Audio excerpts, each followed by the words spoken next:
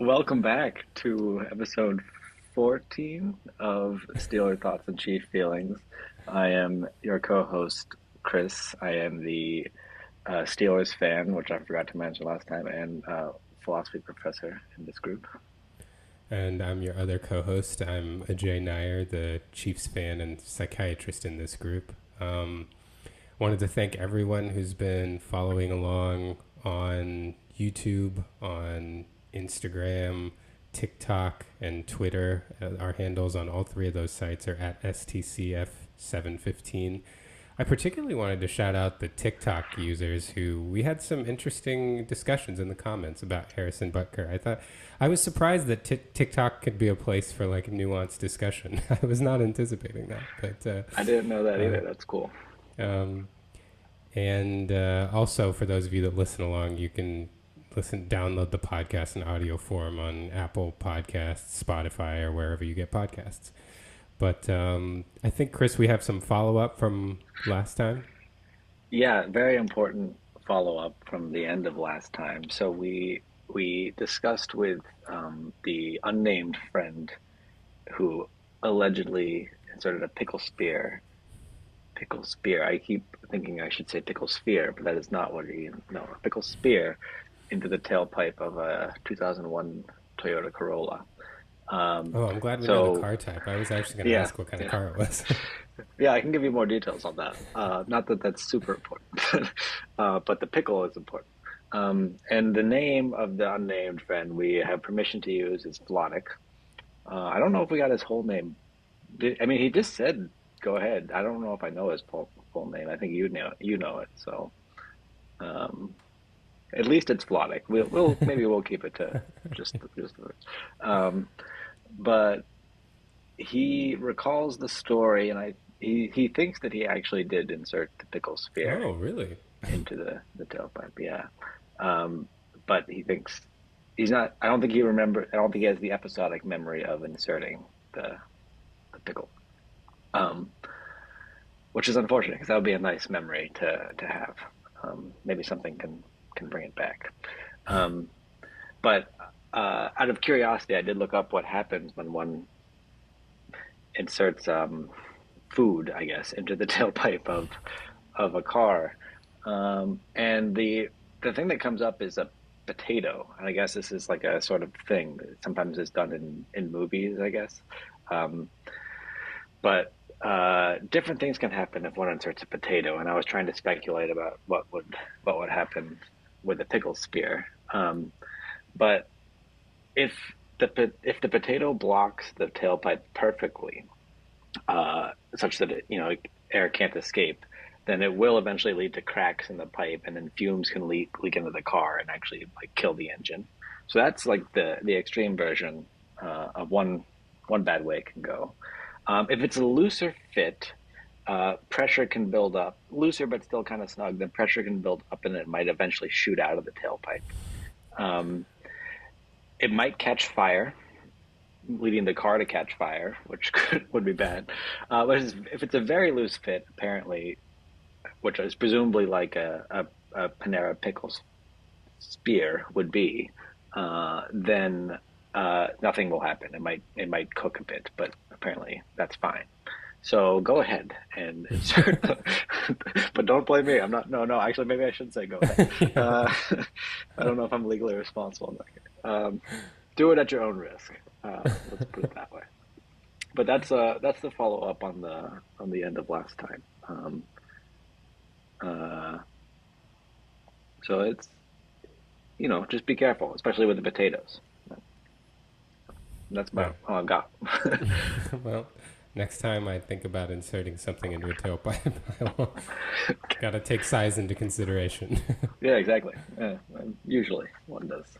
Um, so should we do some? I think we did Steelers last time. You want to do some Chiefs questions first this time? Yeah, sounds good. All right. So the first one is really not a Chiefs question. I mean, like, I'm going to tie it to the Chiefs, but uh, Justin Jefferson just made a bunch of money. I think 35 million per year for 4 years is the extension that he signed. Um, that's a lot, right? That's like quarterback money. and like pretty good quarterback money. It's not Mahomes money, but it's very good. It's way more than the Steelers are paying any quarterbacks this year. So I guess I wanted to ask, A, just in general, what are your thoughts about it? And B, in particular, as relating to the Chiefs and their team building and, this year or next year and the years to come, what you think what effects you think it might have? So I feel like I'm actually kind of pro this move for the Vikings for two reasons. One, I think because they have a rookie quarterback on a rookie contract. So they're going to have 4 years of cost controlled JJ McCarthy, assuming he's good. So then, paying a wide receiver that kind of money is a little more tolerable. And the other thing is that it's his second contract. I don't know that, with the way that prices are going up, I'm not sure that I would ever be thrilled about a third contract for a wide receiver that's really good anymore. Kind of like the Eagles just gave AJ Brown, but they got that in before the Jefferson deal kind of bumped things up. But, if you imagine your wide receiver is coming in at age 21 or 22, so contract number 2 is going to kick in when they're around 25, 26. So you get that second contract, and I feel like that's still okay to be paying someone a lot. But then when you start getting contract number 3, which is where Tyreek Hill would have been when we traded him, I think what the Chiefs did in that case is probably what a lot of teams are going to start doing.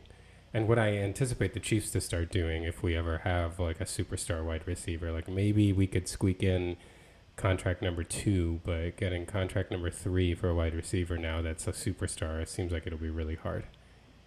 Yeah, especially for a team like the Chiefs that already has a number of superstars, they're eating up a lot of the cap space, right? I feel like I guess you're right that it makes sense for the Vikings to do that when they have a rookie quarterback for the next 4 years, or on, rookie contract for the next 4 years. Yeah,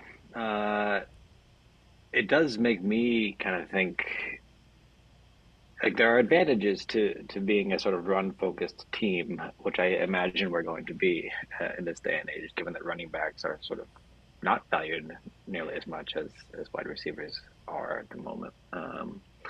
And if we could make an offense work like that, it does give us a lot of other places that we can spend our money, and that, you would think there would be advantages to that. Of course, making a run heavy offense work in this era might be challenging, so who knows? But And I yeah, think making a run heavy offense work also requires like the rest of the team to be really good, including the defense, right? Because your scoring potential goes down, so you have to be good across the board.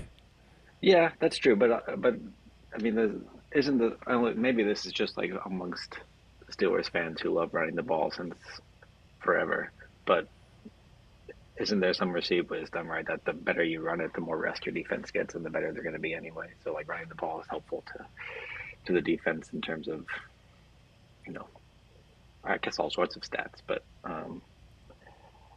yeah, I do worry about keeping pace certainly, right? Yeah. With a run heavy offense, your defense better be sort of not giving up a high number of points per drive because you're going to not have that many drives Right. to match those points, right? So yeah. Although Um, it does, I mean, having a good run offense, I think, as Tennessee has kind of proved over the last couple of years, can make red zone trips extremely fruitful. So if you can get down into the red zone, then your points, like Tennessee had, I don't even remember. It was a couple years ago. I think it was 2021, if I remember correctly, but I'm not sure. But they had a good stretch of like 6 or 7 weeks where their kicker didn't kick a field goal and they like scored a touchdown every time they got in the red zone or something. So oh it can man, be very useful in that case. yeah, that's good stuff. When your kicker doesn't kick a field goal for 6 or 7 weeks, I can't even imagine that happening. Yep, we kick field goals all the time. Um, okay, that's all I have on that on the Justin Jefferson question. But it did get me thinking about sort of just team building in the current era and whether, if it does seem like if you can make an offense work that doesn't have a lot of high value wide receivers in it, high value players in it, then you should be positioning yourself well. But that's a tall task, certainly. Um, My next question was maybe more of a lighthearted one. I don't know if that was heavy-hearted, but it was not hearted. Um, what are well, I was gonna ask for your top three, but maybe I'll just like sort of ballpark three-ish if you can think of three. Uh, Calls that have gone in favor of the Chiefs that you didn't think they deserved. I was trying to think Oh, of like calls interesting. that went the Steelers' way that I thought, that's really really helpful, but we did not, we shouldn't have gotten that call. Essentially. Well, the first one that comes to mind, I mean, do we did deserve the call, but I really feel bad for the other team for how it shook out. And that was, I'm going to have to get this year right. I think it was 2002. In 2002, we were playing in Cleveland, and I don't remember the score of the game anymore, but we were losing by less than a field goal. Must have been 1 or 2 points, I guess. That's the only possibilities, actually. Um, and we had like a last gasp play, and Trent Green dropped back to throw and was by ostensibly like sacked by Dwayne Rude, but was not sacked. He spun out of it, and Dwayne Rude thought he sacked him, and so he took his helmet off and threw it to the ground in celebration. Meanwhile, Trent Green had lateraled it to a lineman, John Tate, who very crucially ran for like 30 yards before being knocked out of bounds. The clock ran out. We got a 15-yard penalty, plus the game couldn't end on a defensive penalty, so Morton Anderson kicked a field goal and we won the game. Oh, that's Like, awesome. that was an incredibly lucky situation that was the correct call, but I could see why Browns fans would be fuming that that happened. I mean, Yeah, that's really, really rough. yeah, that's a good one. Um, and that was, did you guys go 8-8 that year? Yeah. Yeah, Yeah, we so did. that was So the difference this between losing record and and this could have been 2001, in which case we went 6-10 that year. But I okay. don't remember which of the 2 years. It was a Trent Green year, so it had to be 2001 or 2002. But because it was before our '03 breakout. Yeah, the year when you went like 9-0 to start the year. I think. Yeah. Yeah, good. I was trying to like what was the I had a good one for the Steelers earlier, and now I'm blanking on it. But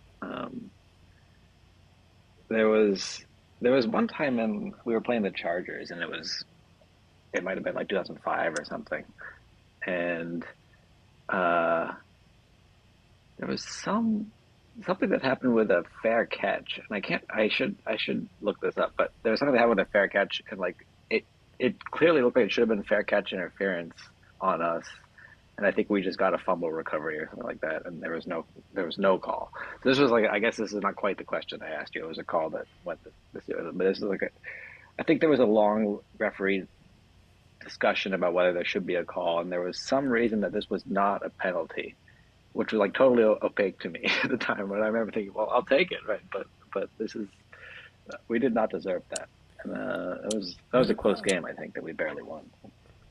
what about wasn't there? And I don't remember. Maybe this was a correct call, but wasn't there a Steelers? Was it a Steelers Ravens game that ended on a Santonio Holmes touchdown catch where he like had his feet in the Oh end yeah, zone and yeah, was the that's a good ball in one. the end zone and like I don't know, like was that a touchdown? Was it not?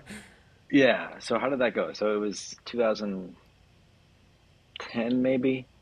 Uh, Ravens fans might remember better than me because we had a couple of those games there where we beat them at very close games, and this was one of those where Ben scrambles around, like goes one way and then goes back to the other side of the field and then throws it to Santonio Holmes. It's just like a third or fourth down, maybe a third down, because I think we would have kicked a field goal to send it to overtime if we had not gotten this. But maybe I'm misremembering. But anyway, yeah, Santonio Holmes catches it and he's like falling forward out, like toward the 1 or 2 yard line from the end zone, and he certainly got both toes down in the end zone, but it was never clear that the ball crossed the line.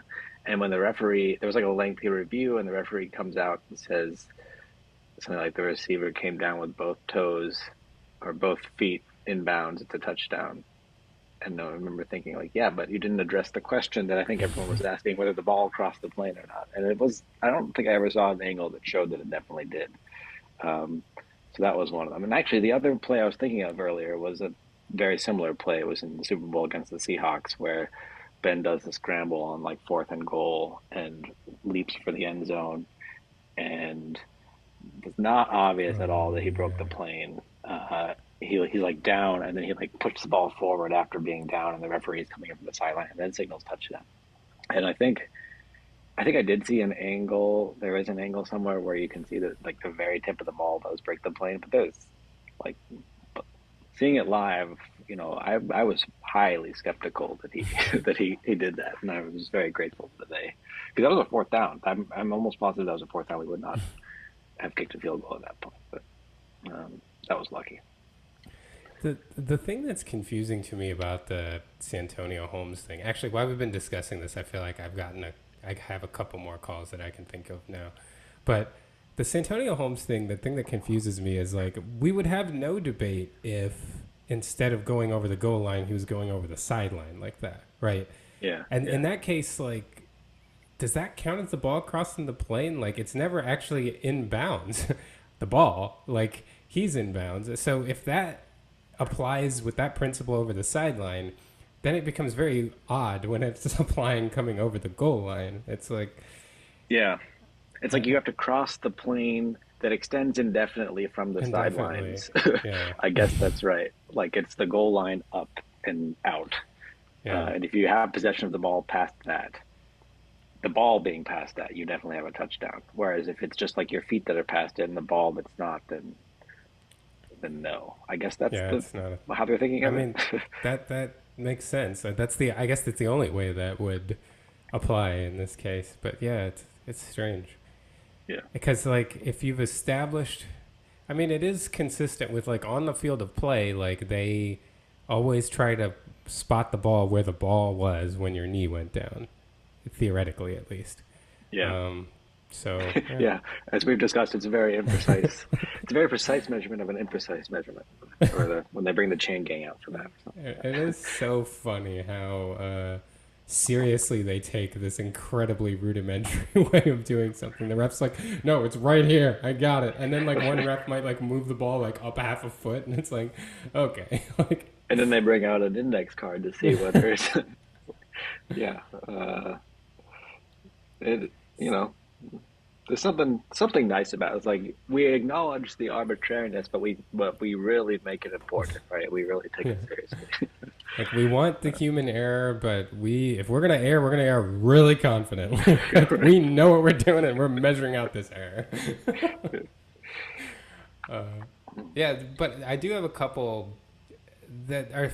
The first one's inconsequential because we lost the game, and we actually lost the game on a call that I feel like went against us. This was the Colts game a couple years ago in 2022, week 3. We lost, and it was like one of the crucial plays was we got a third down stop at the end of the like very late in the fourth quarter, and Chris Jones said something to Matt Ryan after he sacked him, and then got called for taunting, and we got a 15-yard penalty, and they restarted the drive, and they ended up scoring and taking the lead, and then we lost. Um, that game, it was a particularly rough experience because we had gone to Lake Tahoe for my wife's birthday. And this Sunday, we were going to drive back. This is when I was living in Sacramento. And we were going to drive back to Sacramento. And we got the place we were staying at, we got them to extend it for a couple hours so I could watch the Chiefs game. And then we could drive back. And then we lose at the Colts, who I think were 0-2 at the time. And so it was a fun drive back after that. Yeah. But earlier in that game, to address your question, we had a 2-point conversion that we converted, but like it was like Travis Kelce caught the ball, and like in the motion where he was, he caught the ball, but in the motion where he was like catching it, was trying to extend it to the goal line, and as he's extending it, like loses the ball, and like his hands like kind of roll over it, and he hit the ground, and the ball pops out, and somehow Gene Steratore, like very confidently, is like, well, he that millisecond where he's got it here, that establishes possession, and he turns, and that's a football move, and somehow they called it a successful conversion. But every time I watch that replay, I'm like, I don't think so. Like, I'm not sure about that. Like, I don't know how. The catch definition has really gone banana. I think we've talked about it where, like, now they, like, erred on the side of, like, you have the ball for a millisecond and do anything, and it's like, oh, that's a catch fumble. It's like, but not in the Super Bowl when you're the Eagles, because then that one was called an incomplete pass. So I don't know. I don't know. Yeah.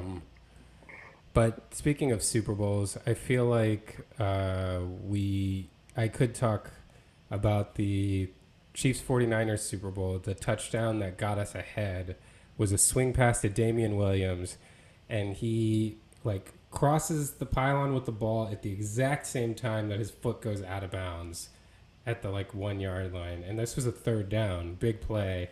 And like I've watched the replay so many times, and I don't know if it was a touchdown. I definitely know that you couldn't overturn it either way, and they called it a touchdown on the field, and so they couldn't overturn it. But like, it's a really tough replay to make a strong opinion without any bias from, because like it just, you see, like if you're watching the ball go over, like at that instant you look down at his feet, and it's hard to see on like the close up where his foot is. And if you like zoom out and you watch his feet as you watch the ball, it's so hard to like track both. It just looks like it's at the exact same time. So I don't know. Yeah. I mean, what would it?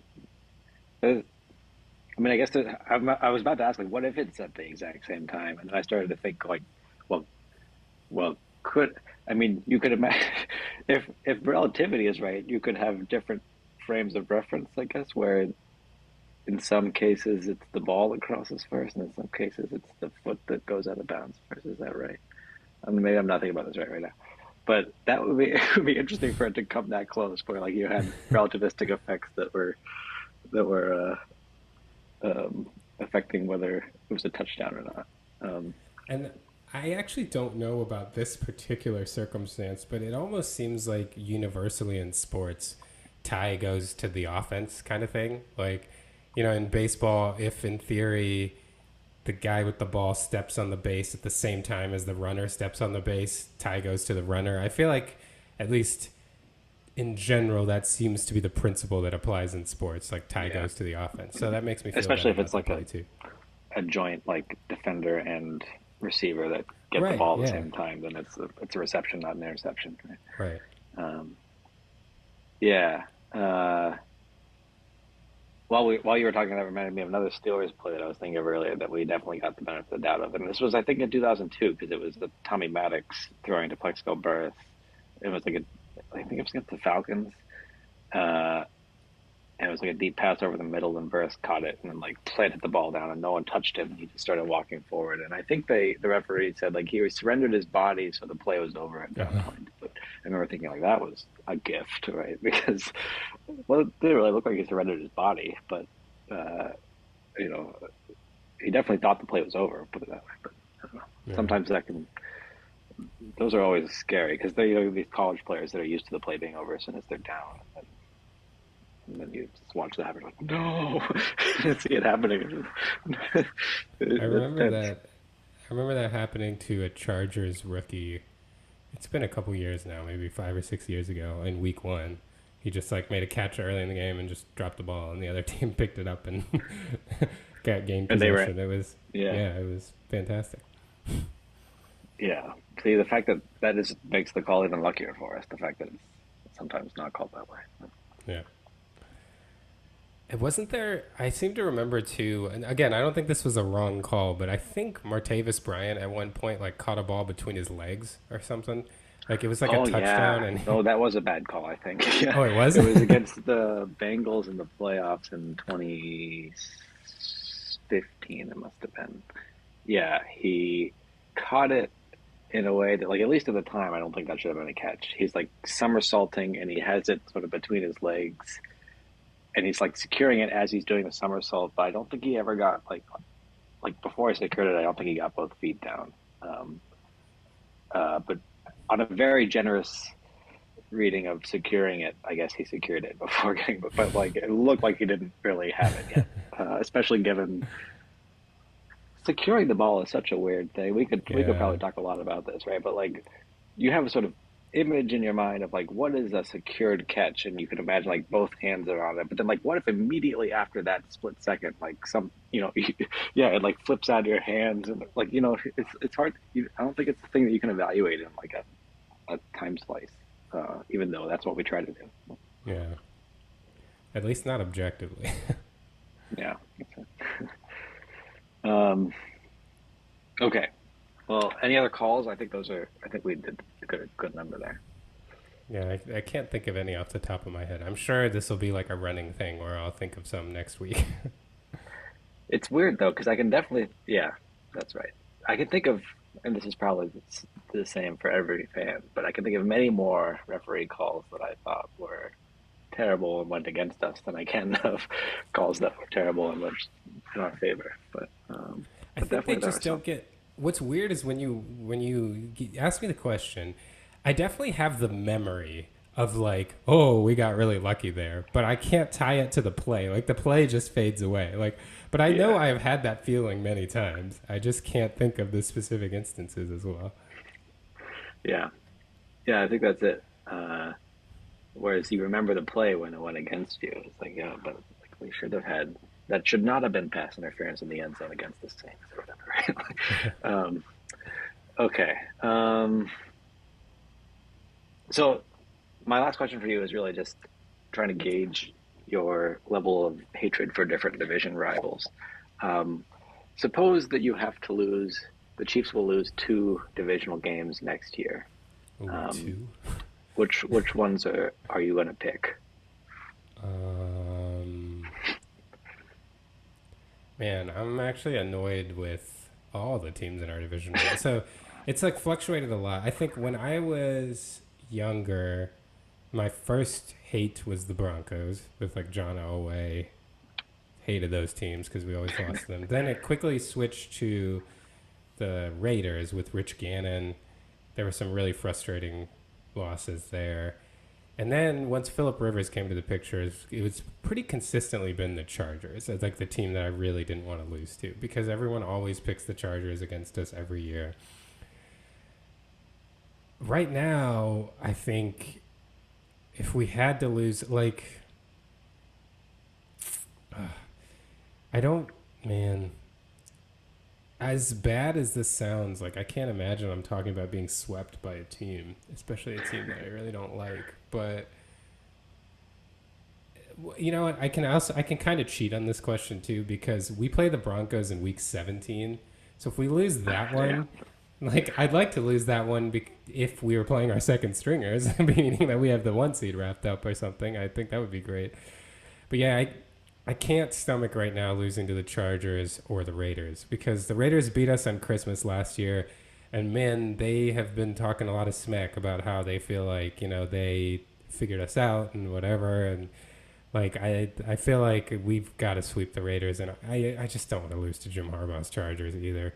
I mean, not that I want to lose to the Broncos, but like they're not a serious team this year, which on one hand would be more embarrassing that we lose to them, but I don't think it would matter if we got swept by the Broncos. Like we'll lose the one at home, which would really stink, and then maybe in week 17 we have the number one seed wrapped up, and we can lose that one. yeah. That's a nice way to like game the question there. But yeah, like that's yeah, they're not you don't no one is really worried about the Broncos this year. I mean, that's like one of the games that I actually feel like, yeah, we should win that one, right? Uh even even not knowing at all what our team's going to be like. And But with the it caveat that I don't want them to win because like Bo Nix is amazing because that would be frustrating. yeah, I yeah. don't You want want them him to to be good. like get totally lucky, like just yeah. Uh, like Because a bank I mean, shot off the top of the backboard or something like that, right? yeah, Like you want the analogy of that, yeah. the analog. Because like we lost in Denver, and I think we had beaten them like 16 times in a row before then, and so they were understandably very happy, and they did have things to say. But like any team that beats us is going to have things to say right now. It's just the nature of where we Yeah, are. But yeah, I still, yeah. I mean, I hate the idea of being swept by the Broncos, but I am picturing like losing to the Raiders or Chargers, and that's more annoying right now. So, yeah, I think Suppose the Week 17 game actually means something to the Chiefs, like they need to win it to get the one seed. Then does that change your answer? Yeah, I think so because it's Yeah, still like I mean I would go 0-6 in the division and win the Super Bowl. You know, like I don't. As yeah, much as I hate those teams, I'm the opposite as Lonnie is to Michigan. Whereas Lonnie evaluates his entire season based on whether they beat Michigan. Like, I don't care. Like, I'm happy. You know the amount of like trash talk we get from the Bengals. I'm just like, let's keep doing. Like, if you guys are happy beating us in the regular season and us winning Super Bowls, like, let's just run that back every year. I'm happy. I will take all the crap talk from everyone. Beat us all you want in the regular season. If we win the Super Bowl, I really don't care. yeah. They do like to. They have a sort of inferiority complex. It seems like when it comes to the Chiefs. Okay, cool. Well, that's all my questions for you about the current state of the Chiefs. What are we doing on time? Yeah, we're getting close to a break. Do you want to like start to address a Steelers question? Sure. Yeah. Maybe I can fit in an answer. Okay. I'll give you one that I think is probably a fairly short question, but let's see. um, so, given Russell Wilson, he has a history that we've talked about on this podcast of cringe behavior. Um, and it's something that has affected his teammates in the past, at least after a while. But he has had success with teams too. So my question to you is: do you think that his behavior is something that's like initially attractive to people, and then it wears on them, or do you think they just put up with it the whole time when he's doing well? Like, is there any aspect of his personality you think that his teammates actually like, or is it that they've been annoyed with him the whole time? But if he's good, that's fine. It doesn't matter. Yeah. I mean, I think so. I don't have like particular events in Russell Wilson's career to point to that are going to be helpful in my answer here, but I'm going to answer this in like a totally general way, which is that I think so long as he's playing well, people will view him charitably and they will see those cringeworthy things as endearing or whatever, you know, the way I viewed him in his initial press conference with the Steelers, essentially. um, and then as if he starts playing very badly, or just stays playing very badly or whatever, right? I think that will not last, right? I think the sort of reading where it's endearing and charming, even if it's very cringy, right?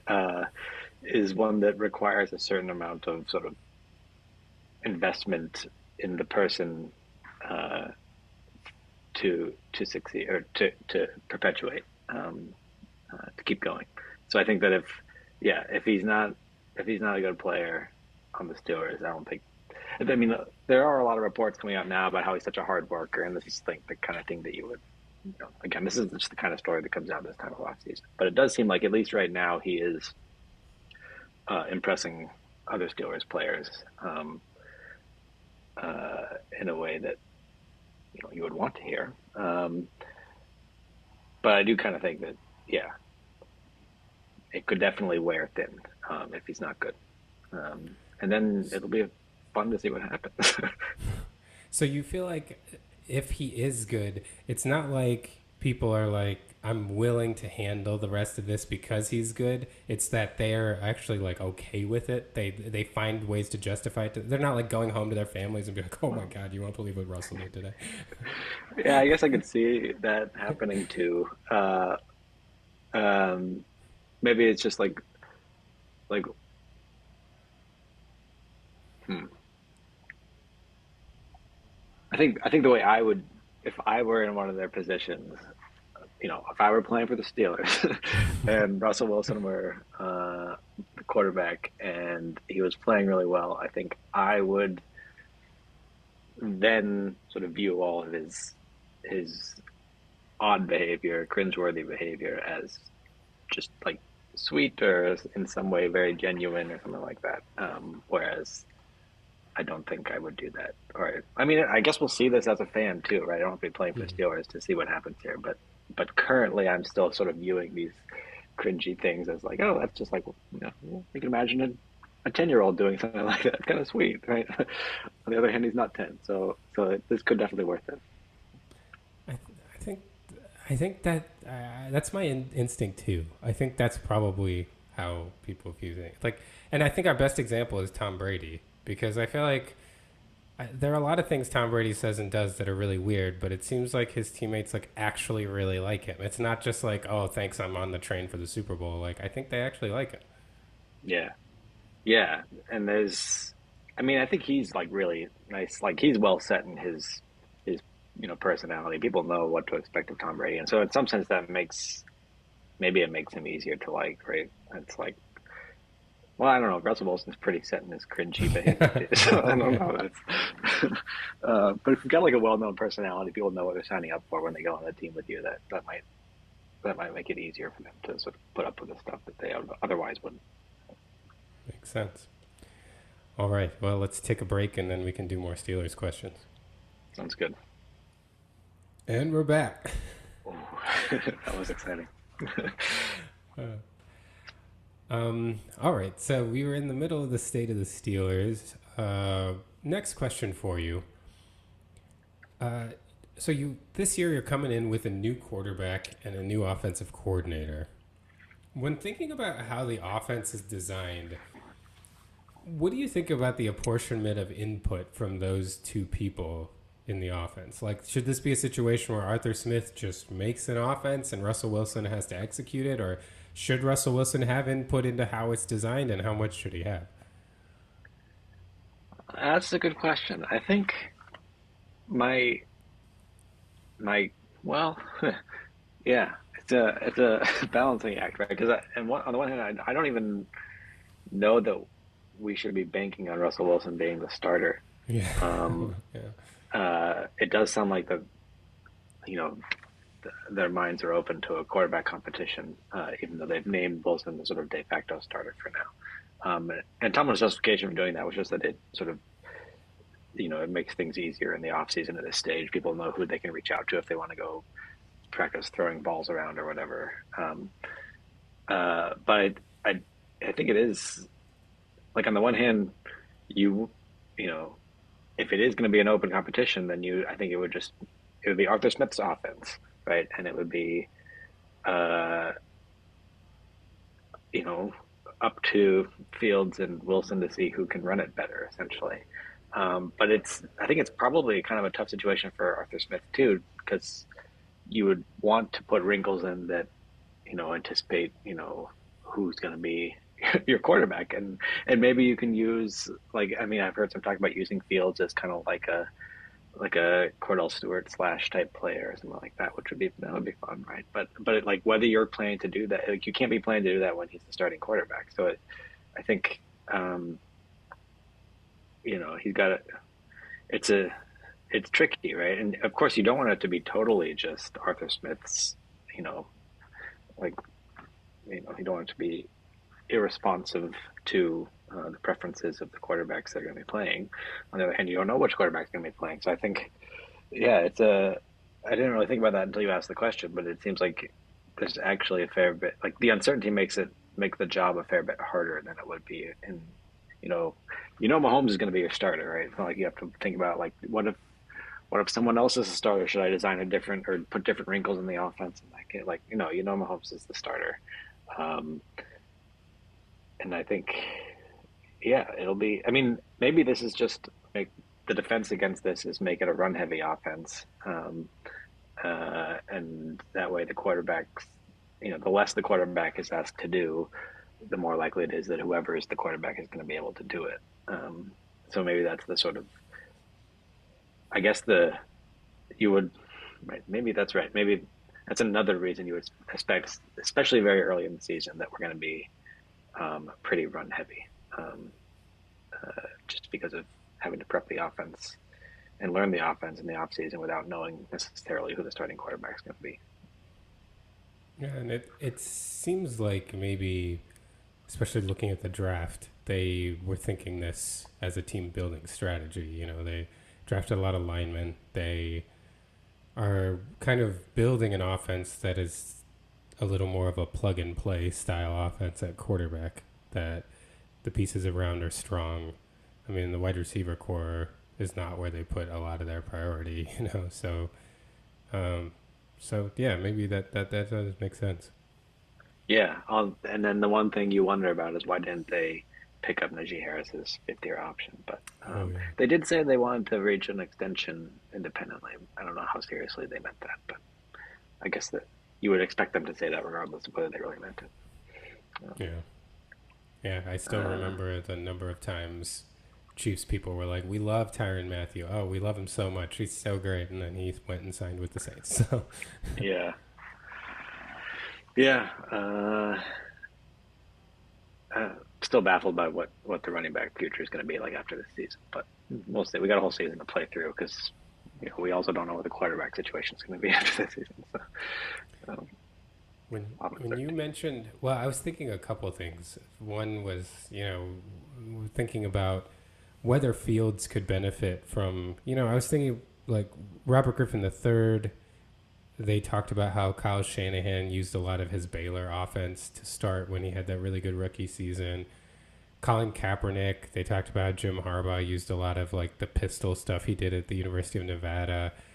Lamar Jackson, I know they've like designed an offense around him. I don't know how much it was based on the Louisville offense from him his college days. I'm not sure, but you Mm-hmm. wonder if someone like Fields could really benefit from styling stuff based on things he's more familiar with. But because it does seem like offensive coordinators that do really well are able to cater an offense toward a quarterback's strengths. But you're right; it makes it very complicated in this particular scenario. And then you brought up Cordell Stewart, and I was thinking, can you imagine him today? Like if they designed, like offensive coordinators now, I feel like feel so much more empowered to design an offense around a running quarterback. Like I can't imagine Cordell Stewart now.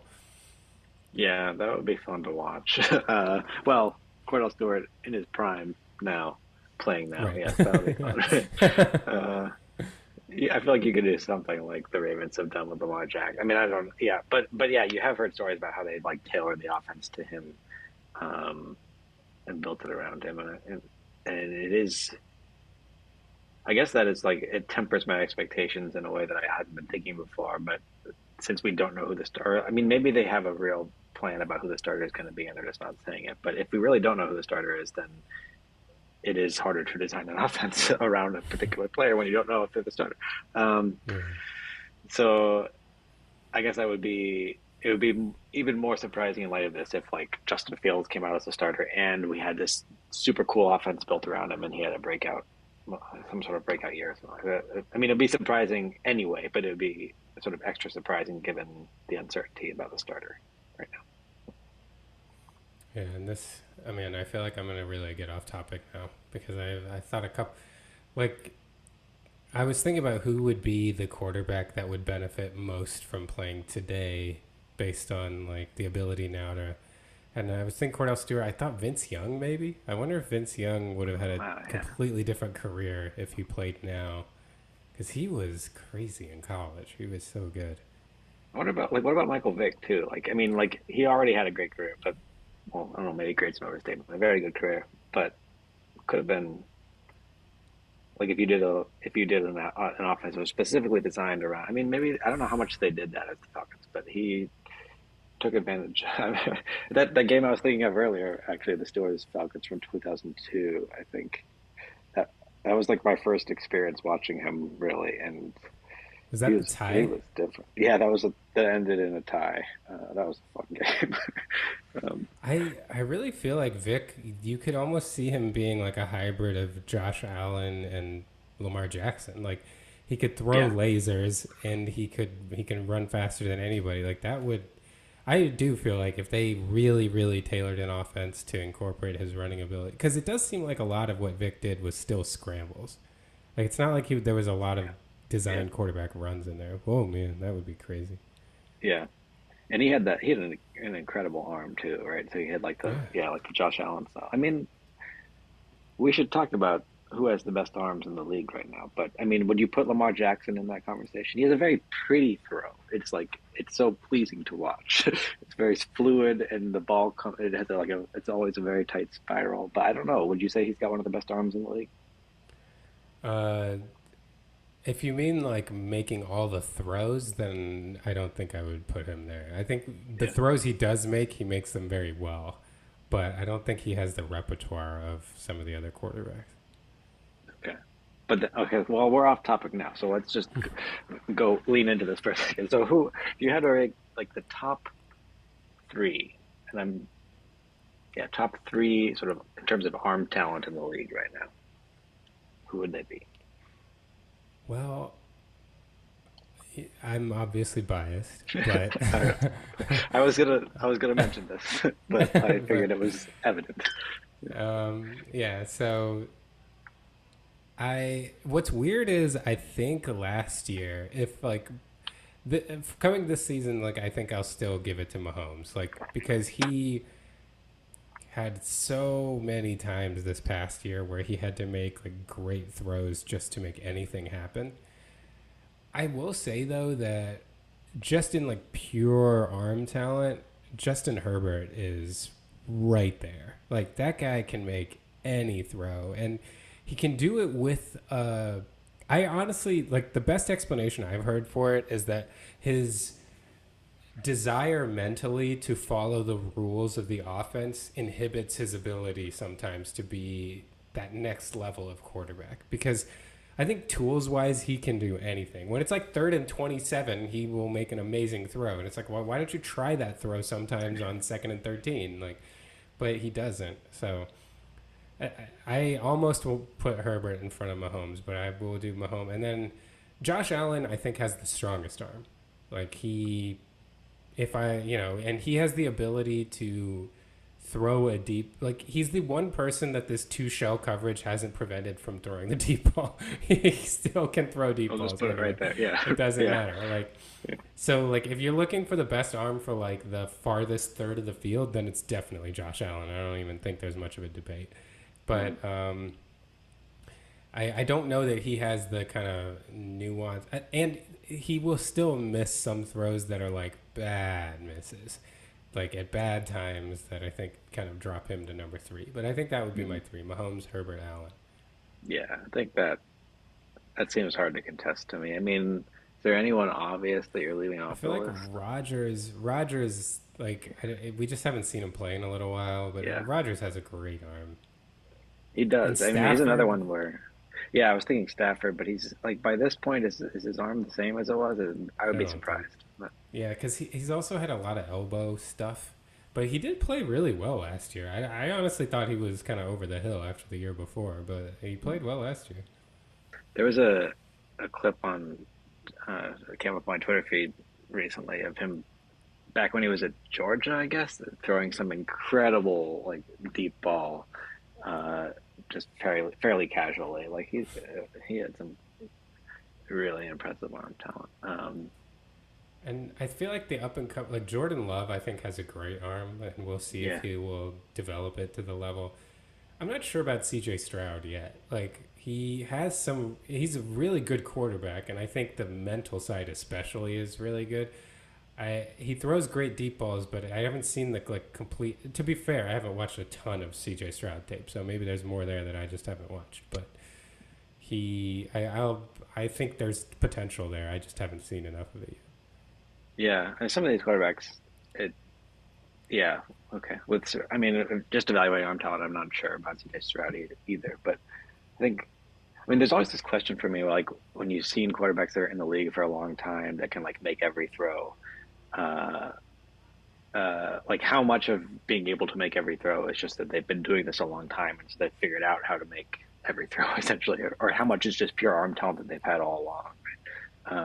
Like I honestly don't know when like I don't know for like in Ben Roethlisberger's case, whether he always had. I mean, I know he always had a good arm, but like were there throws that he like only tried to make later in his career? Maybe this is like a question that like I could answer, I guess, by going back and looking at a lot of highlights. But it does feel like, to some extent, like your ability to make every throw is just something that you sort of gradually acquire the longer you're in the league and the more different offenses you play in.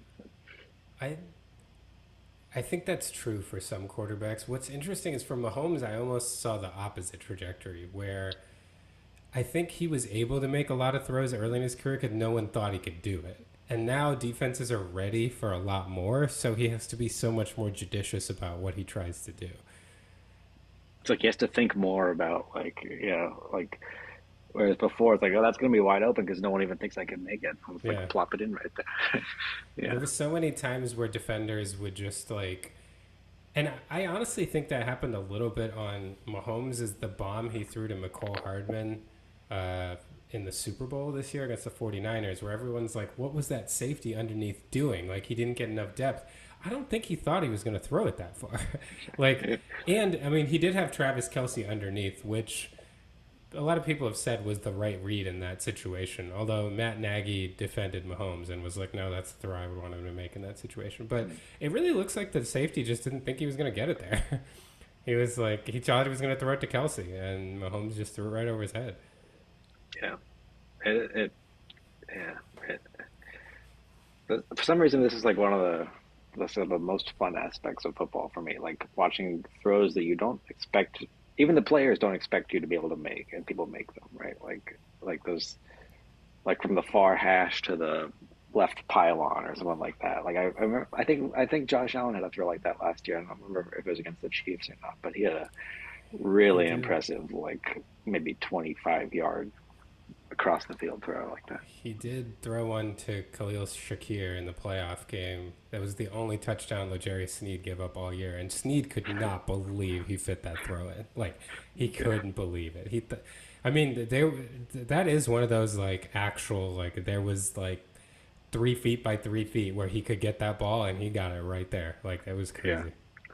and it's from like what, like 25, 30 yards out or something like that. Yeah, and I do think I don't remember, but I think he was on the far hash. Like he had gone like all the way through his program. I mean, it was just great defense on that play. I thought we were going to stop him, and that this was a game tying touchdown at that point in the third quarter, I think, and it was one of those where you're simultaneously pissed and you're just like, wow, that was amazing. Yeah, Like that was amazing. I can't believe he did that. yeah.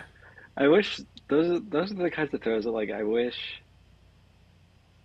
I mean, maybe it's just like it's because I find them so excited, but I wish broadcast did more to highlight them because a lot of them I only appreciate like in hindsight, like when someone brings it up on Twitter and they show the all 22 or something, and you can see Mhm. like, holy cow, that is fit in the tiniest window, and you don't appreciate how small the window is on the live broadcast because it's from the Yeah. side or whatever. Right? But like several of we you've sent me several of Mahomes' throws over the years. It's just like there wasn't a window from his perspective there, and yet he plops it in there, like between bracketed and almost triple coverage or something, and it's like Kelsey's arm pops out and there's the ball, right? It's just like insane throws like that that really those There are was like some of one the greatest highlights.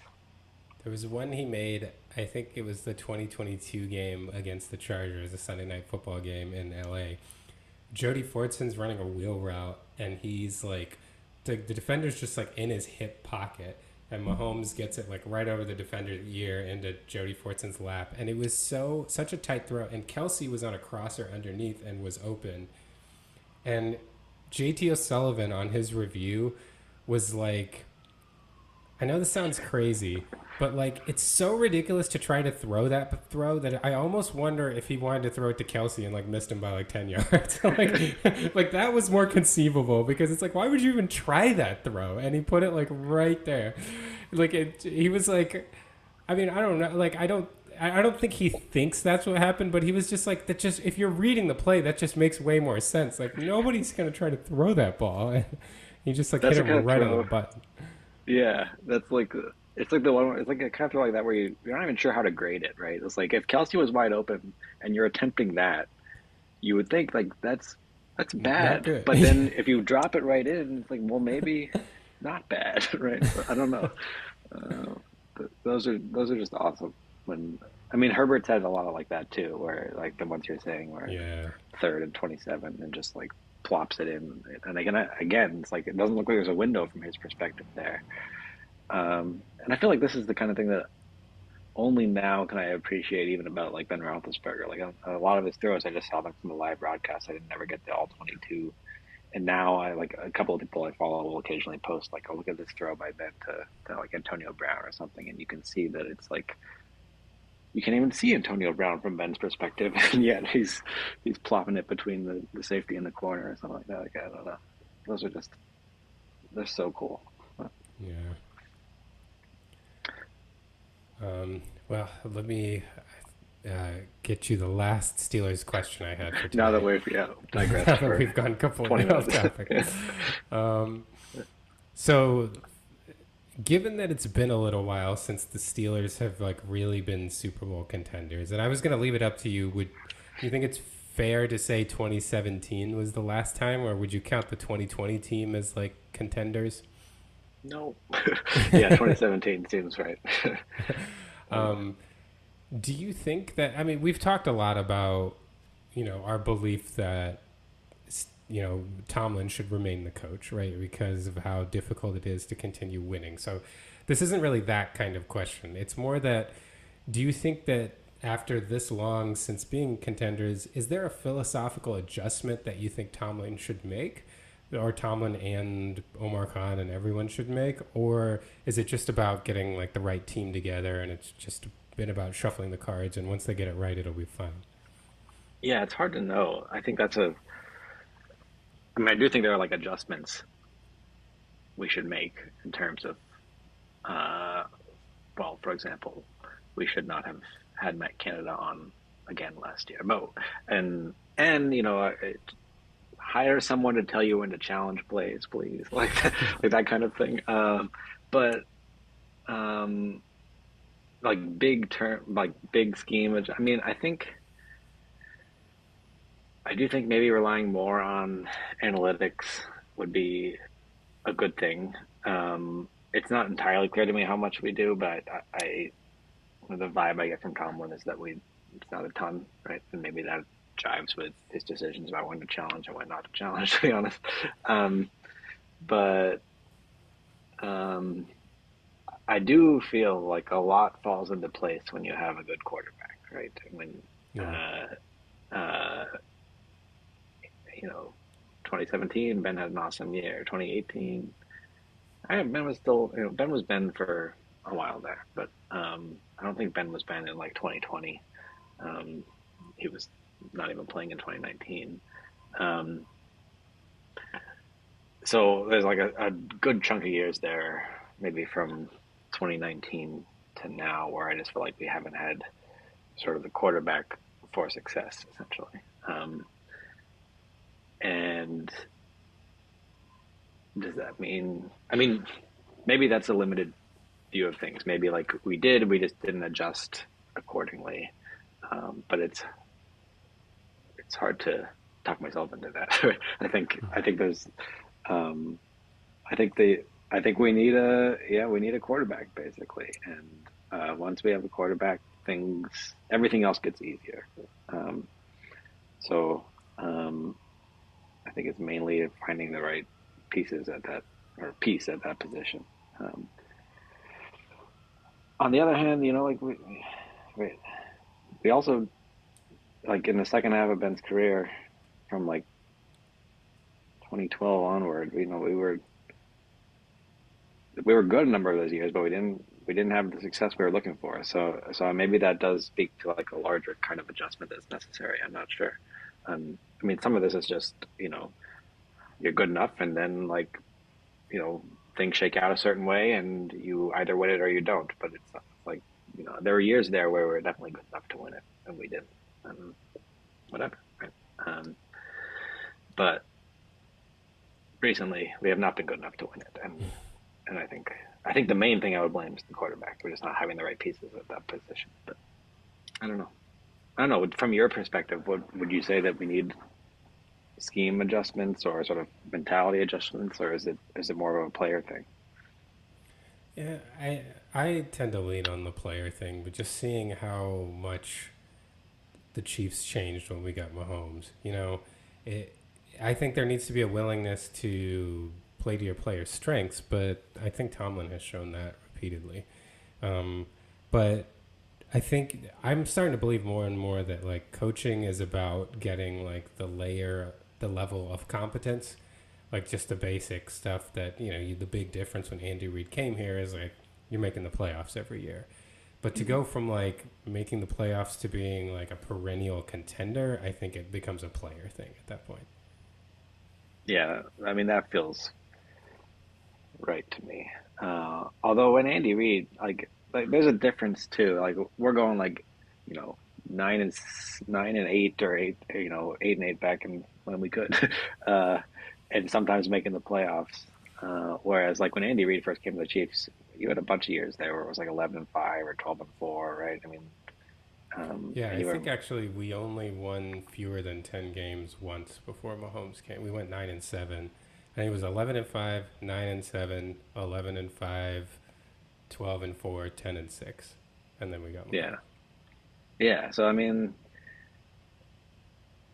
I wonder if there's like that's different than our recent records, is what I'm saying. And for neither of us having like the pieces at quarterback to have those records compared to our records, you wonder like what else was Reed doing in that case that Tom might not be doing now. I don't know. Well, I think the one thing with Reed is that he's better at identifying a good floor at quarterback. Like one of the first things he Mm-hmm. did was get Alex Smith. He was like, I need this level of competence, and Alex Smith was a good. I mean, Alex Smith's better than any non-Roethlisberger quarterback you guys have played so far. Like, yeah, so, Yeah. and I think significantly too. And I would argue Alex Smith's better than this iteration of Russell Wilson or Justin Fields. Like maybe Justin Fields will get better, but so I think that was the thing with Andy Reid is he quickly brought in someone to raise the floor at quarterback. He wasn't a Mm. superstar, but he was better than, like I said, anything Tomlin's had to work with after Roethlisberger. Yeah. The Mason Rudolph and Duck Hodges were not they were not cutting it, right? And the Kenny Pickett's. That's one of my favorite. The Duck Hodges, was it a Sunday night game in against the Chargers? Like him, Yeah. Tomlin winning that game was like, I feel like if you do things like that, like you just should have a contract for life. Like that guy had no business winning a football game. Yeah.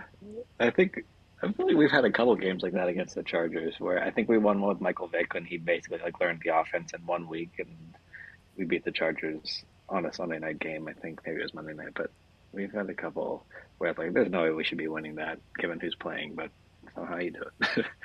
Also, speaking of Michael Vick, I feel like Justin Fields is the best looking offensive player in a Steelers uniform since Michael Vick. I feel like his aesthetic is just amazing. I want him to win Okay, the but QB job just to see him play. just to see, yeah, yeah, that's plausible. I don't know if I can like objectively evaluate how good a player looks because as soon as they put the Steelers uniform on I just like, well, I like them now. It's like, um, although like, well, like Casey Hampton didn't look great. Like his the helmet just looked too small on him. I think he was he was he was a I feel force like of nature. James Harrison had a great aesthetic. Yeah, yeah. He looked great in the Especially when he had the uniform. visor sometimes. Yeah, that visor really helps. I'm trying to think of other like, because like as much as I love Troy, I wouldn't say he had like a great aesthetic. He was like, he didn't look like that. That was part of I think the how good he was. He didn't look like a guy that was going to out athlete you. He Yeah. like looked a little squat and he had like thick thighs and he's running around, but man, it was effective. And he would be, yeah, just coming like a missile sometimes. You would not think he would be moving that fast. Right? Yeah, I think So Minka has a sometimes you good wonder, like, if, aesthetic. yeah, that's true. But it helps that he, like, makes good plays. Right? I think that Yeah. affects my judgment about how good he looks. I did like, well, again, made good plays, but Le'Veon Bell, I thought looked pretty Oh cool. yeah, that's a really good one. Yeah, Le'Veon Bell had a great aesthetic. Even like I wouldn't say Ben did so much. To be fair, like No, neither does Mahomes. Mahomes doesn't have a great aesthetic.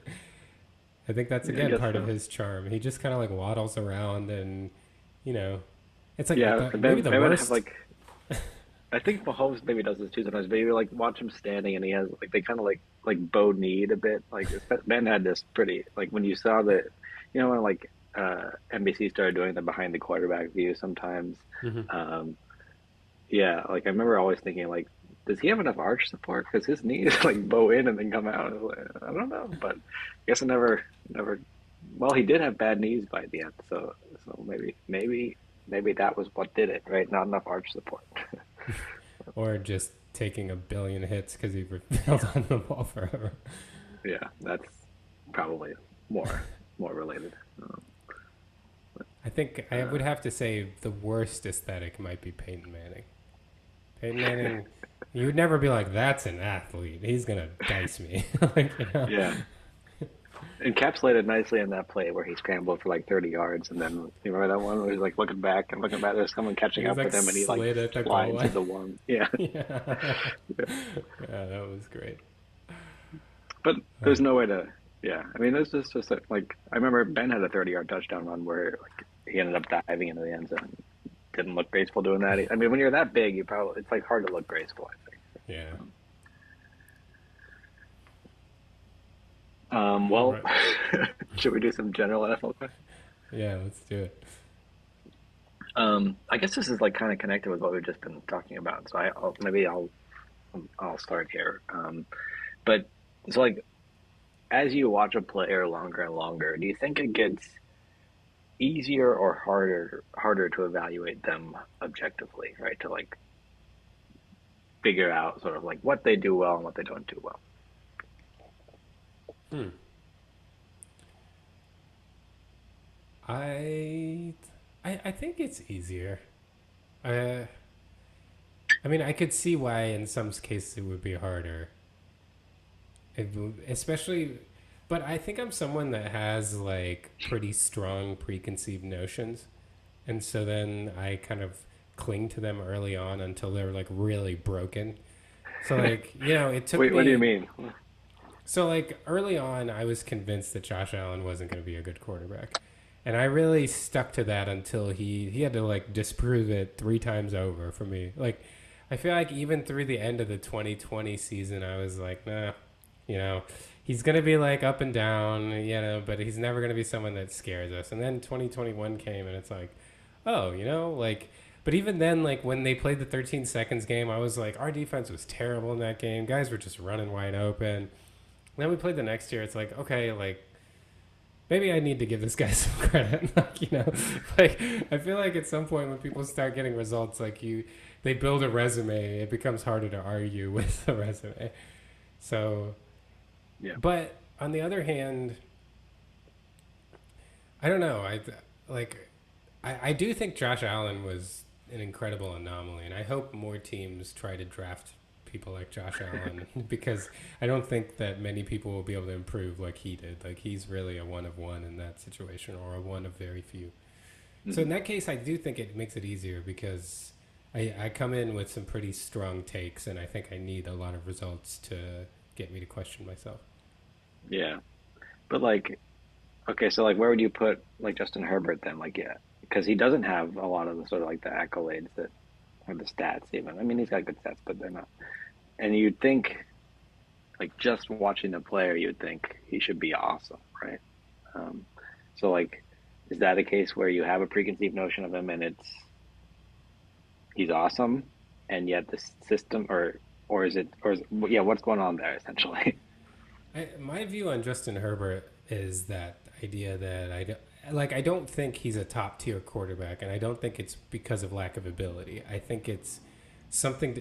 I really think he's robotic. Like he makes the right play all the time, which is like he plays like Alex Smith plays, but it's like you have way more talent than Alex Smith. Like don't hamstring yourself like that.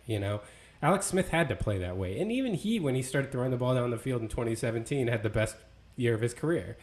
But I feel like Justin Herbert mentally hamstrings himself, and it makes it such that I've seen it over and over again with our defense. Like we're able to really shut him down in crucial situations because I think Steve Spagnuolo knows what he's going to do and knows what he wants to do, and there's just not enough creativity there.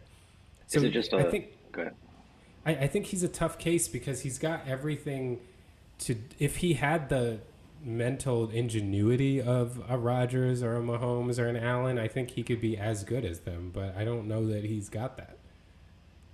Yeah. So do you think it's like a lack of confidence essentially that he did like no coach probably is going to tell you make this throw in triple coverage on this player like but he could do it. He just doesn't try it enough.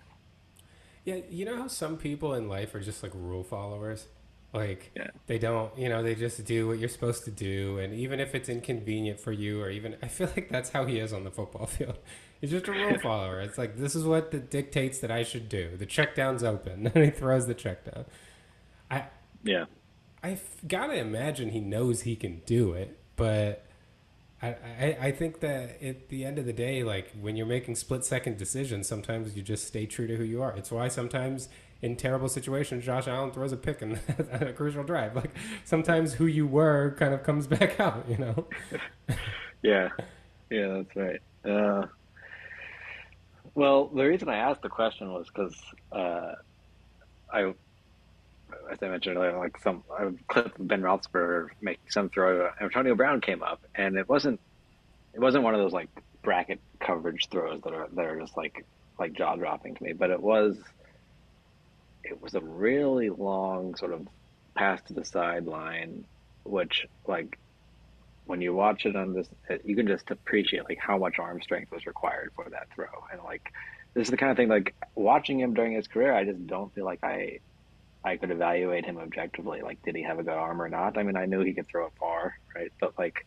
But in some respect, like I felt like his throwing motion and the throws he would make, it's like that's just like I couldn't see those as like objectively. I could just see them like that's what Ben does, right? Like I know how he moves around. I know like this is the kind of when you watch players enough, you just like I know by the way that person's walking that it's Troy, right? Like I don't even have to see the hair, right? Just the way they're walking, I know that's Troy, and or running or like flying and looking like he does it out of control essentially. But that kind of thing where it's just like you see the player or the person that you think the player is more than you see like the individual emotions or evaluating how they did on that play. It just makes it. I feel like it in some ways makes it harder to evaluate them the more you watch them. Right? It's like you have to lean more on the stats at that point than you would if you're watching someone that you aren't as familiar with. Um, I don't know if that's like is that just like a shortcoming of the way I watch football?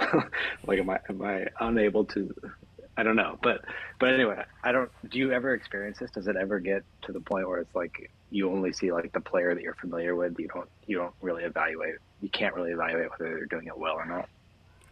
I think that happened a little bit in the like kind of late 2018 into 2019 with Mahomes.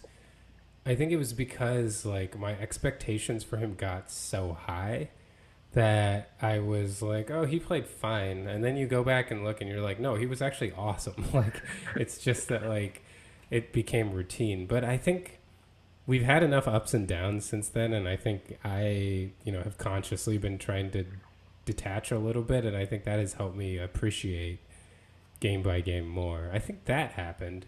But I think it is a little different when you're bad all the time. Like when you're bad, you really just appreciate everything that's Yeah. good. I remember Yeah. just my goal. There was a long time in the 2000s where I was just like, if we go 7-9 every year, I'll be happy. Like I just want to get to 7.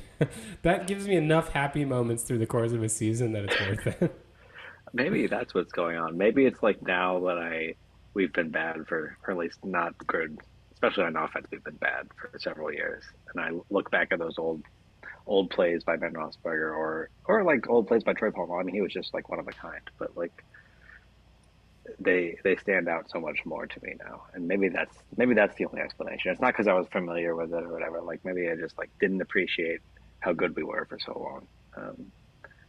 Because it's just what I knew. That's what I was used to. But, Yeah, and when people get really built up, like I remember we were so excited for Tyrann Mathieu, the playmaker, and I remember in 2019, like he got first team All Pro, and I was like, oh really? Like, huh. And then 2020 he did again, and now like going back and watching highlights, I was like, no, he was really good. Like, but I think sometimes things get built up so much that like, you don't appreciate how it's hard to analyze them because you're just expecting greatness.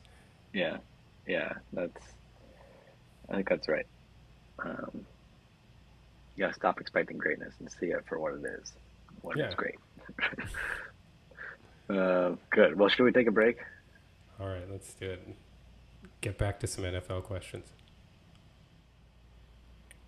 And we're back. Um, Was We're gonna that have thrilling? one of these where we're gonna have one where we talk over each other. I can feel it coming. Yeah, that's what the thrill We're is all getting about, right? getting very close. Yeah. That was Uh, the closest yet. I feel like. yeah. Um, Yeah, I think so. all right, Well, you have yeah. It's your turn for the general NFL questions. so I'm still on the fence about which one to ask, but I think since it's the off season, I wanted your take on the pros and cons of using unnamed sources as a reporting tool. I feel like this happens every year, and players get mad about it every year, and journalists talk about why it's necessary. What do you think? Like, should people have to go on the record to say stuff about team activity and all that stuff, or is it okay to for reporters to have unnamed sources in the NFL? Well, I guess it certainly adds. You get more juicy stories, right? If you have unnamed sources. Um, so I I get trying to develop like a sophisticated opinion about this in like 10 seconds here. I'm not sure if I have one, but uh, I I guess depends. Well, yeah. I mean, we've complained about people sort of creating narratives where there weren't narratives, and that I think unnamed sources makes that easier. Uh, but it does also, I would argue that those scenarios there might even be made up sources. yeah, or they're like, right. It could be done like in a way that's like an unnamed source said something so obvious, but the fact that you're reporting that they said it is making a story where there wasn't one or something like that could also be the case, right? So yeah, I don't know what should I think about unnamed sources because I don't think I have a like sophisticated or interesting take on it aside from that it maybe creates some interesting stories that you wouldn't get otherwise. I I developed a new take over the last minute or so because I don't know what I would have thought, but what I think actually is that I think it's a kind of straw man discussion because my intuition, and this is not really entirely founded, but I wouldn't call it unfounded either, um, is that I think everyone that complains about unnamed sources has probably been an unnamed source at some point themselves. And like it's one of those situations where obviously like teams get mad when unnamed sources come out and say stuff, but teams also like push narratives to journalists all the time to try to like get stuff. Like everyone in sports is good at using the media as a negotiating tool or a narrative tool. And so I feel like it's just kind of an accepted part of how things work, and people like feign being indignant when something comes out about them, and they're like, "Oh, you should have to name your sources." But I feel like on the other hand, when there are narratives to be pushed, people themselves are happy to push narratives. So, or their agent pushes narratives, or someone does that's associated with them Mm-hmm. that helps their interests. So, I feel like it's a little bit of a straw man argument, which brings up the question: why did I bring it up in the first place? But I No, didn't I feel like hadn't that's thought of good. this take.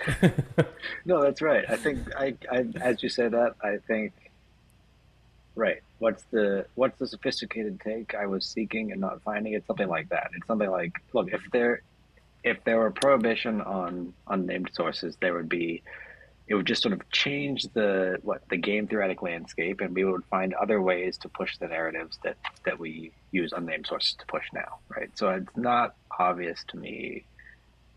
Yeah, I think that's plausible and maybe partially founded, but uh, I don't know.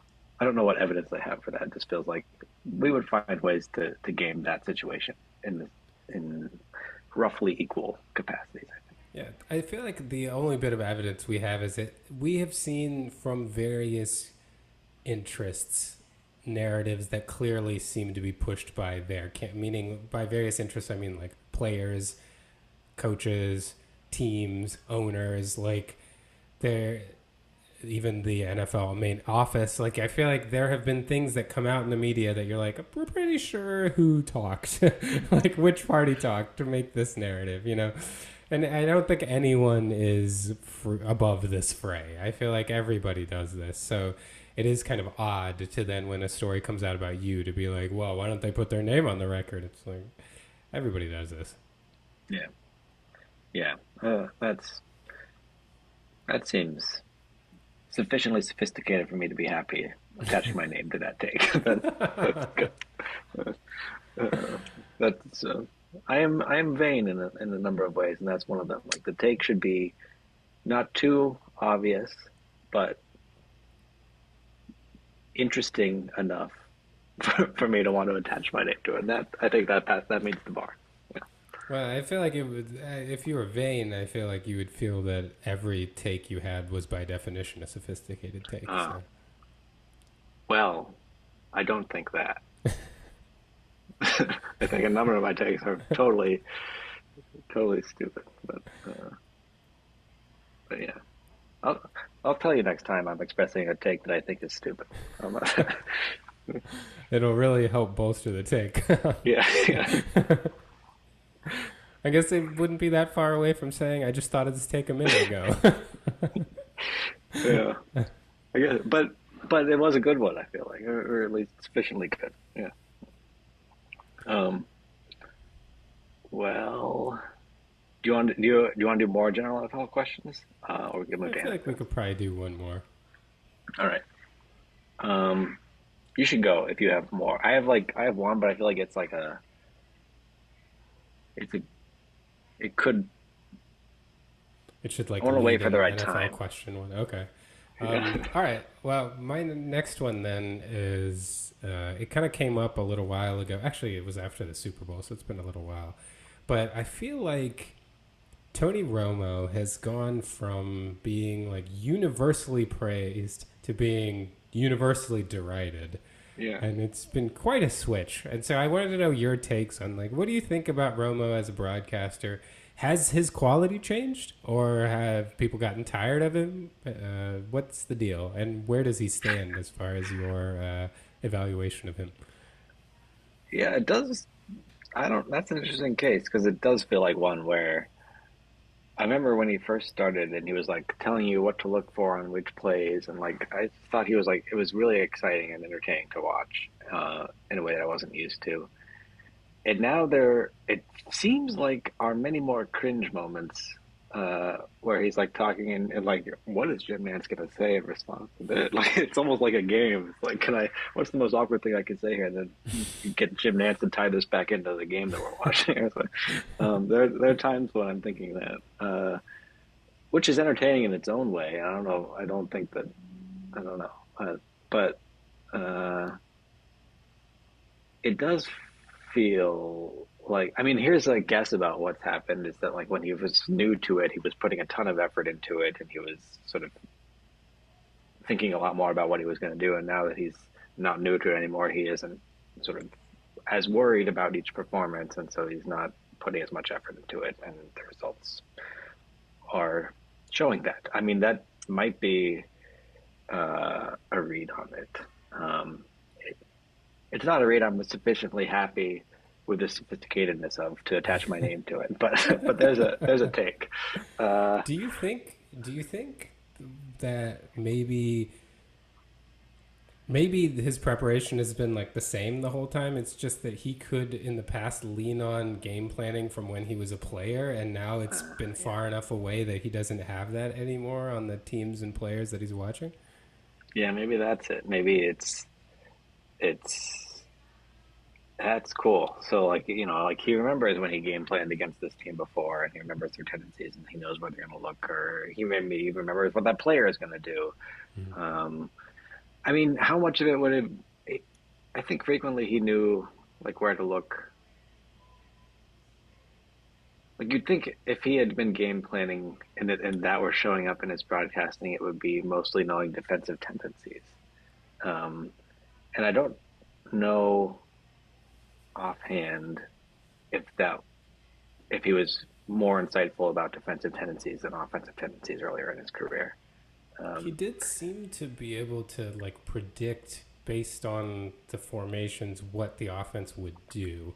But you could argue it could be based on like this is what I would do if the defense were lined up like this, or Mhm. it could be this formation makes me feel like the offense is going to do this. It's kind of hard to say. Yeah, and also that's the kind of thing that like there were trends in the league at that point. Like maybe defenses are just not lining up in the same kinds of form or subtly different ways now that they weren't doing when he was in the league, so we can't lean on his experience anymore or as much.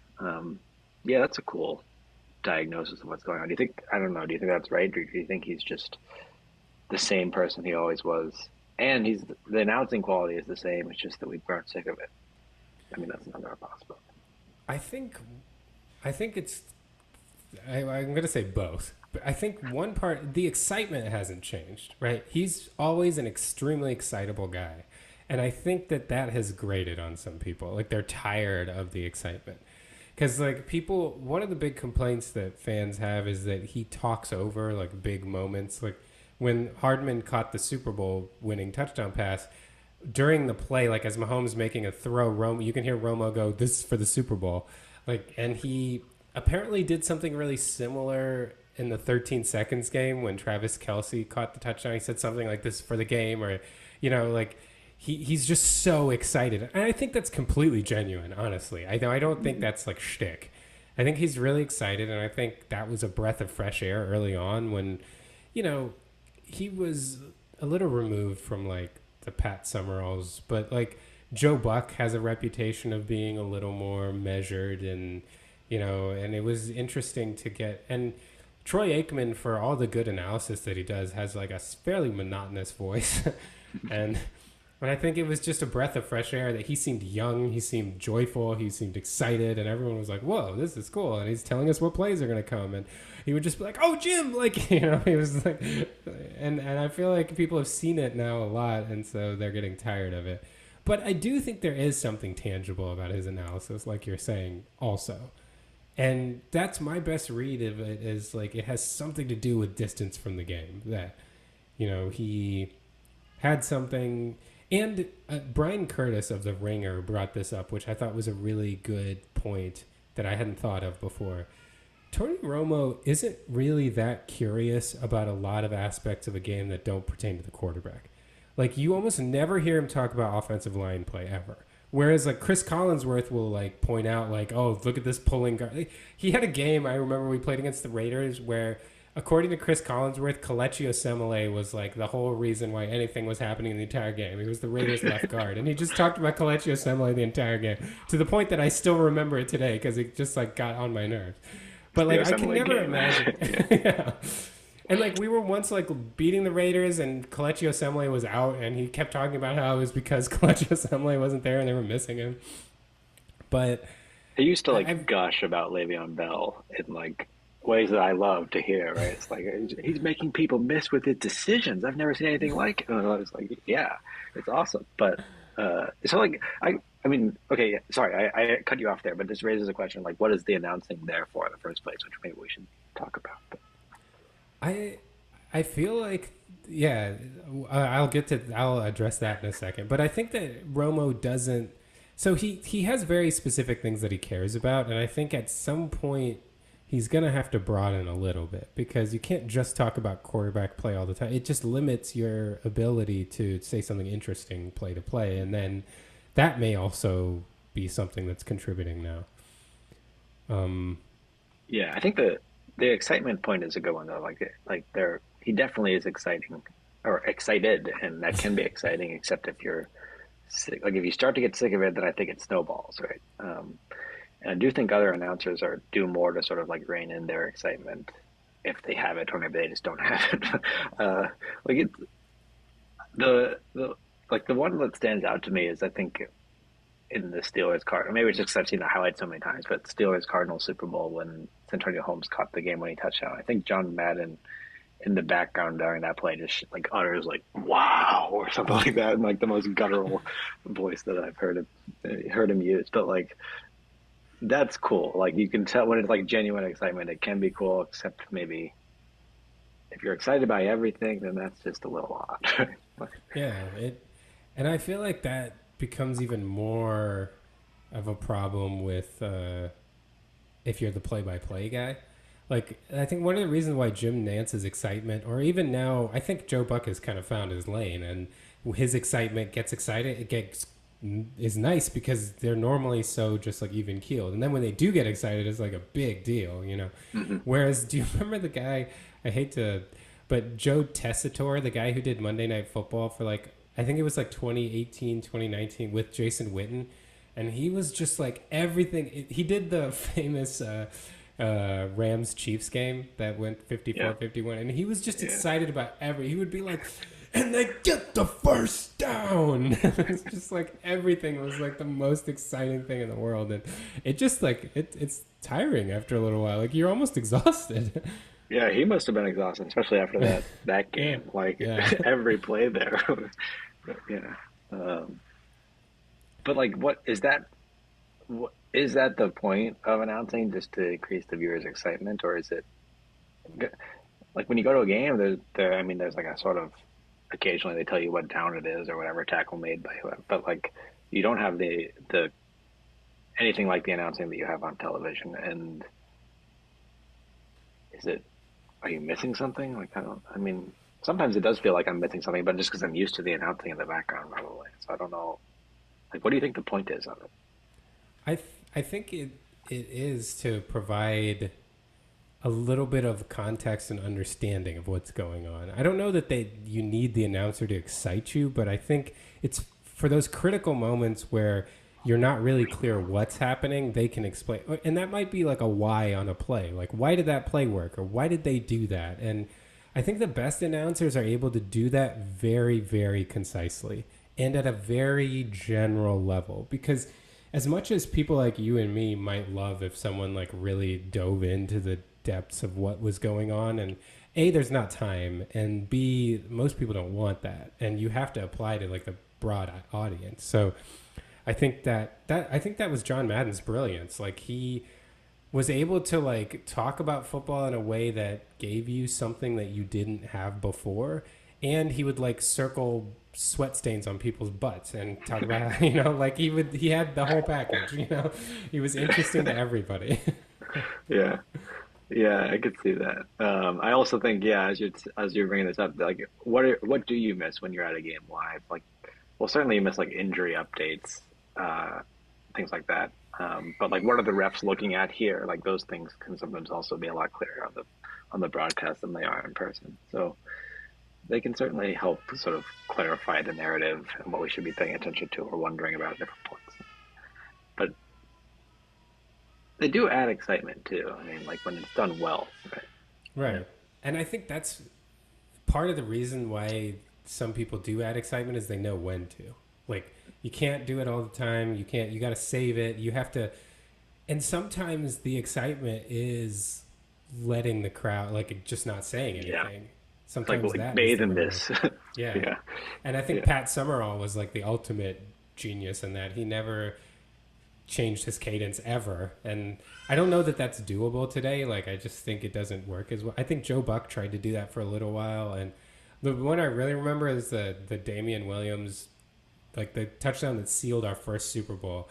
Joe Buck sounded like bored until the very end. Like he breaks free and he was like, and he will roll into the end zone. Like, and like this is like I contrast that with the play that got us into the Super Bowl, and it's Jim Nantz like losing his mind. He's like, Sammy Watkins for the touchdown, and like that play just means so much more to me because of that. Like that, it adds to the moment. Yeah. I can definitely remember plays where like Al Michaels seemed surprisingly bored for what was happening. And that like in a way that like sort of when juxtaposed with what was happening drew my attention away from what was happening and made me wonder, why is he so bored? But sometimes you want to be, you got to save the excitement for the real exciting things. So maybe that's what he was doing. Cool. Well, should we do some anecdotes? Yeah, let's do it. I don't remember who started. I think I started. I have last no time. idea. Yeah, because I think we ended with the pickle last time. So. Oh, right. Yeah, the pickle. Yeah. Well, I have a really like it's an anecdote that's like why would people want to hear that? But I'll tell you anyway. So I think it was after lunch at Shakespeare's one time. It's yeah, this was what grade was this? Maybe like ninth grade. When did we have our pride in Dr. Mahoney's room? Yeah, it was ninth grade. Ninth grade. Okay, yeah. Uh, I think we had gone to Shakespeare's for lunch or something, and like when you're very hungry and there's pizza right there and it's fresh out of the oven and you cannot stop yourself from eating it even though you anticipate what's going to happen, you're going to burn your mouth on the cheese and the sauce, right? Yeah, so this is, I think, was a regular occurrence for me. And the person that I'm thinking of here did this like worse than I've ever seen, because we got back to the pride room and I remember he was like he burned the top of his mouth so badly. I still have this image in my mind of him this is the part that's like, why would you share this? But anyway, he's like peeling the skin off the top of his mouth, and I remember these like streaks of like Oh, like that was, I think, just think twice before you bite into the hot cheese on your pizza next time. Just it might be worth waiting a second because that image has like it will stay with me forever. I think it's very disturbing. uh, That's all. uh, just a public service announcement to be careful with your hot pizza.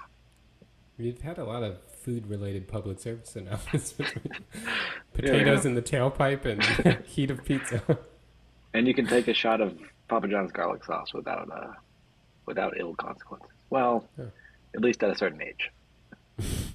And without certain allergies or whatever, with a certain constitution. All right, I have an anecdote that I'm curious to see if you remember, because I didn't initially remember it. I was kind of thinking about, and I don't know how this popped in my head, but do you remember that when we were, I think it was in seventh grade, we took a performing arts class, uh, and we we there were you and this other person Oh who yeah. didn't look that much like you, honestly. But the teacher could not tell you apart for whatever reason. I don't know why. And so after a little while, you and he both had like hoodies that you would wear to school fairly routinely, like because it would get really cold in that room. And you started swapping your hoodies, and and it just added to her confusion. And I remember like her at some point like just like giving up. It was like almost like she was just like, I don't know who is who. Like but like I remember even at that age, like what are we, like 11, 12, like being really surprised that I was just like, they don't really look alike. Like how? Well, yeah, but we leaned into it at some, like we would swap the hoodies. But I remember also like Yeah, taking the hood of the sweatshirt and like narrowing it to a yeah, slit, and then just yeah. sitting like participating in the class like that essentially. And we Yeah. would both do it. And so like, how are you going to tell in that case? Like, I feel like we didn't make it easy on her. This But was one of the yeah I feel yeah. like it originated though from you both just normally being there and her not being able to tell you apart. And so then you leaned into it. Like if not for that, this wouldn't have happened. Yeah, that's true, I think. Which I wonder how the grading went there. Like if she never knew it was. I mean, I guess we had written assignments or whatever, but like Yeah. insofar as there was a participation component, we must have just gotten the same grade in participation because like, how are you going to tell who did what? Yeah. Like this is why it's like always at a very intense decision whether I'm going to have a participation component in classes because it's like, well, if I do, I have to make sure I know everyone's name and I can tell them all apart. And some people that like never show up, like how am I going to know? Like, you know, Yeah. so it can be stressful. That's one thing that I didn't appreciate very much when I was on the learner side compared to the teacher side is like it does take some time to like get to know who people are and what they're and there it's not good enough in a human interaction to be like, yeah, like I kind of know who you are, like like I kind of like I remember you're familiar. It's like, well, that Right. doesn't cut it, That's not doing unfortunately. it, right? Especially if you're assigning them a grade based on how they're participating. Like, yeah. Uh, and I don't know if it's like, do you feel like it gets harder over time? Like, I feel like when I was first teaching, I was like, I could get if I could like get the names down in maybe like a week or maybe like just a class, and like I would have mnemonics for remembering them. And now I feel like I can't do it as well. My explanation is either my memory is just getting worse, or there are so many more people that I remember the names of, and they're sort of washing each other out in my mind here. But I think something's it's happening. I think it's the latter because that kind of happens to me with patients, right? Like very early on when I was in medical school or like early in residency, I used to be like, wow, like people really don't care about their patients if they're forgetting. And then it's like, you know, you see someone once or twice and like I don't even know how many hundreds if we probably crossed into thousands now of patients I've seen and like I'll see someone and then their name will come up and I'll have to be like what? And then fortunately like I have documentation so that makes it a lot easier. You can read your last note and you're like, oh yeah, I remember this person. Yeah, But it's kind of surprising how quickly like you just see a lot of people in your life and they start to like you don't have the recall. But like on the other hand, when I was a resident, when I would talk to a patient, I would have to write notes to remember what they said to document later. Now I don't. I don't have to at all. Like you really. sit there and you talk to them, and then I can remember the interaction. And I think you just get better at knowing what you need to pay attention to and what you really need to recall and Yeah, store. And so on that hand, like I feel like my memory is better, where I can talk to people and then later document. But as far as I think once you've seen like a critical number of people and you just keep in my life I'm continuously adding more and more people on a daily basis almost or at least a weekly basis, then yeah, it becomes things really do start to run together and you have yeah, to be I don't I can't really say that I confuse people for other people much if at all. Like it's not like I'll be thinking about one person and think I'm thinking about someone else. It'll just be that I'll see a name and be like, I don't know this name. When I see a person, I usually remember who they yeah, are. yeah, But I'll yeah, see a name and just be like, who is this? yeah. Uh, I think I agree with both of the things you just said, especially like when so in like remembering what you need to remember or knowing what you need to remember and remember just writing it down later. The same experience I've had with like reading philosophy papers. I remember when I was like first reading them, I had like no idea what to pay attention to. I would like if I looked at what I underlined or highlighted, it would be like, "What? You highlighted that sentence? Like, are you crazy?" Like, whereas now I feel like it's like, yeah, like I know where, like, yeah, I can see what the structure is going to be. I can see what the arguments are going to, or like where the arguments are going to occur and what the crucial points are going to have to be. But so that I feel like I know better now. Um, but I do agree with like the more faces you see, the more hard, like the harder. Like, so I guess the upshot is be especially impressed if your older teachers remember your names, right? Your younger ones, they should remember, but but your older ones, uh, And don't take it personally if they don't. It has nothing to do with the impact you've made right? on them. Yeah, Well, yeah, I think I that's right. mean, I feel like that is almost provably false. Like it has something to do with the impact you made on them, but it's not personal. Yeah, I bet that. Well, I don't know if I bet this. Maybe it's just because it was I was on the receiving end, but like that performing arts teacher, I wonder if she remembers that the two students that she couldn't tell apart and would do this with her. Uh, but, but if I had students like that, I would think I would remember them. But again, who knows? After having so many students, you probably maybe she's had many students that did that. Yeah. Yeah. Well, yeah, depending on how well she was able to tell people apart on a regular basis. Yeah, yeah, that's right. Uh, Good. All right. Well, It's number anything else? 14 in the books. Yeah. Yeah, no more. I'll try to think of more public service announcements about food for next time, but I think that's enough for one episode. All right. And are we same time next week or are we recording next week? I think so if you're up for it. I'll be here next week. I don't think I will have a difficult week until sometime. I think the first week of July might be a little tough, but we'll Okay. cross that bridge when we get there. Okay. Sometimes my weeks become difficult before I can tell that they're going to be. So is that tautology? Well, whatever. Sometimes we will see, but I think I should be around next week. All right, sounds good. Thanks everyone again for listening and following along. We'll have some content out almost every day. I've tried to be good about that, but until next time. I'll see you.